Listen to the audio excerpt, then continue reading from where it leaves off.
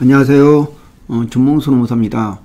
오늘은 그 산재 사망과 그 후속 조치에 대해서 설명드리겠습니다.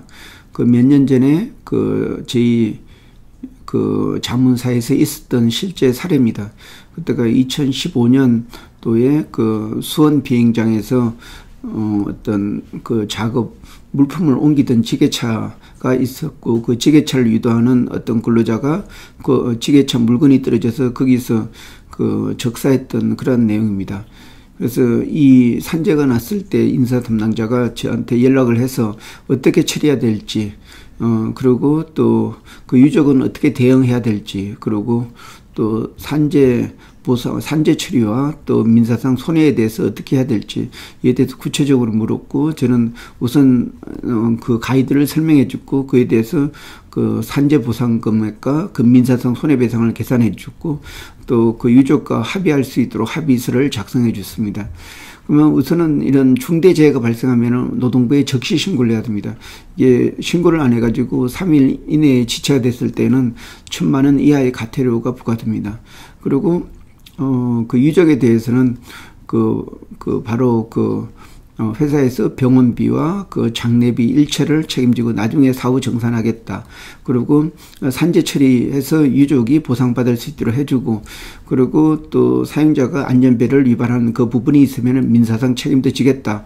그에 대해서 각서를 써주겠다. 이렇게 해서 바로 장례 절차가 진행되도록 도와주었고, 그리고 우선적으로 산재 처리에 대해서는 우선은 이분의 평균임금을 계산했고, 그 평균임금 1,300일이 유족급여 일시불로 받을 수 있는 금액입니다. 근데 유족급여는 100% 연금이나 50% 일시불, 50% 연금, 이 두 가지 형태만 있습니다.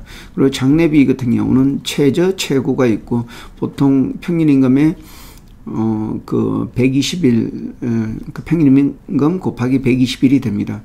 그러면 민사상 손해 부분은 사실상 사인자가 산재 보험으로 처리해주면 그 책임을 면할 수 있지만은, 근데 일반적으로 근로계약이 그러니까 신의측에 의한 부수임으로써 안전 배려 임무를 지켜야 되는 그런 사용자의 책임이 있습니다. 따라서 안전 조치를 제대로 했는지, 또 안전에 필요한 그러한 규정을 지켰는지, 이런 부분까지 판단을 하게 됩니다.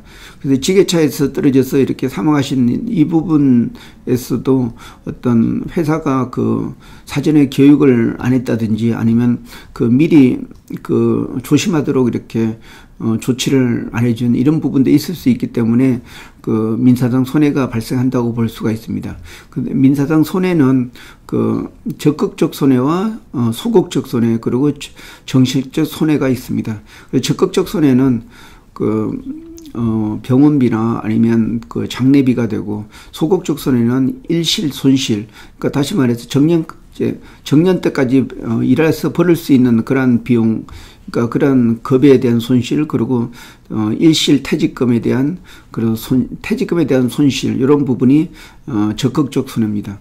그리고 위자료는 보통 정신적 손해는 위자료라고 할 수 있습니다. 보통 산재는 적극적하고 소극적 손해에 대해서 유족급여로서 보상을 해주지만은, 근데 정신적 손해에 대해서는 산재에서는 보상해주지 않고 있습니다. 그러면은 이렇게 민사상 손해를 계산하고, 거기에 대해서 산재로 지급하는 그 금액을 제하고, 그리고 어떤 사업주의 어떤 가실, 이 부분을, 그러니까 어떤 근로자의 가실, 이 부분을 빼면은 사업주 가실이 나오는데, 그 부분을 가지고 손해배상을 계산해서 금액을 추정해서 산정하고, 이 금액이 산재 금액에다 산재 금액의 일시금보다 초과하는 그 부분에 대해서 민사상 손해액으로서 계산을 해서 지급하게 됩니다. 이러한 절차를 공인노무사가 처리해주고 있습니다. 예, 자세한 내용 글로써 올리도록 하겠습니다. 이상입니다.